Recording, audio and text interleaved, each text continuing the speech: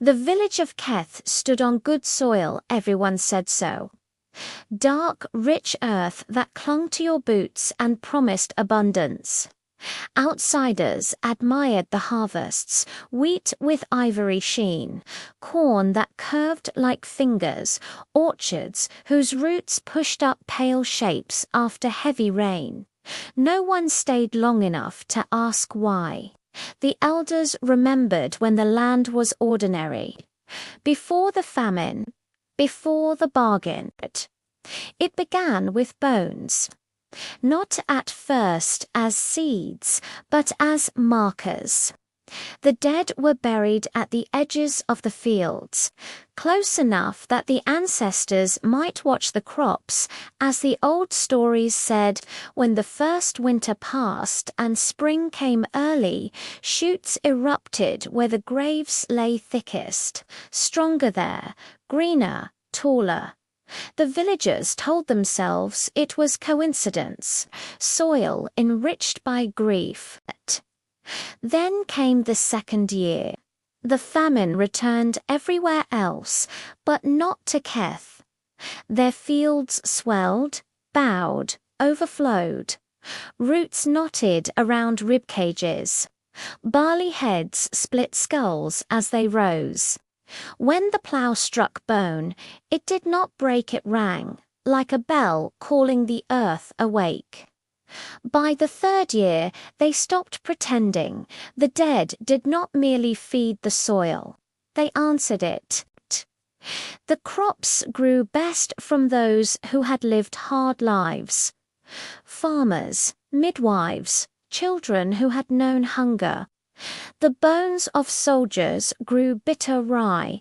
The bones of the cruel produced twisted, useless stalks. Everyone learned this quickly.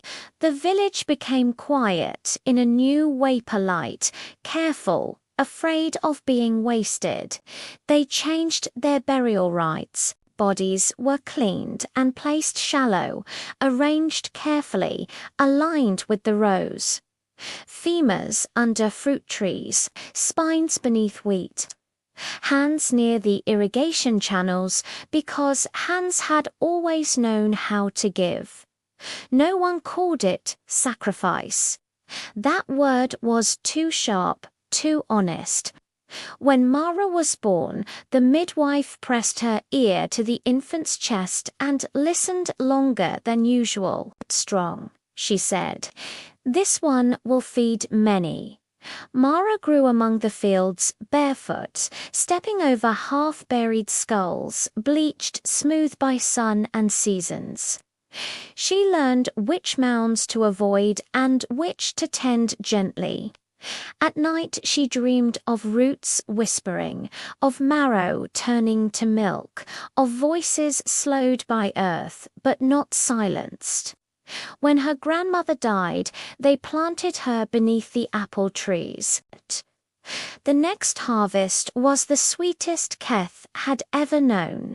Mara cried as she ate juice running down her wrists, knowing exactly whose kindness flavored the fruit.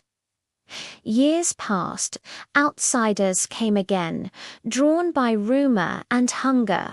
They asked how Keth survived when others starved. The elders smiled and spoke of tradition, of soil management, of blessings. Some visitors stayed. Some disappeared into the fields and were never spoken of again. The crops did not complain.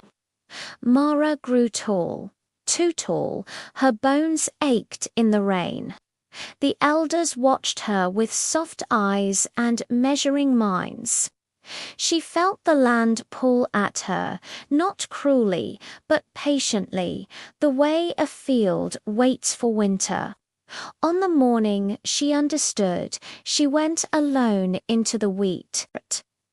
The stalks brushed her shoulders, humming low, a sound like breath through teeth. She knelt and pressed her palms to the ground. "I know," she whispered. The earth was warm.